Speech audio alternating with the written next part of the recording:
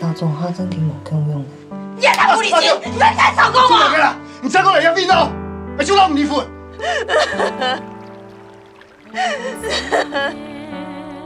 你去约巧玲啦。你今天做啥？咱会当好好做伙啊。从唔得啦，我是有翁的人呢。眼拿也对不起，眼就会卖老公的哦。離婚唔會新年搞嘅。你根本就係新年告的哦，對冇？既然你不肯听男人马杀鸡在赚钱，那就到市场杀鸡啊！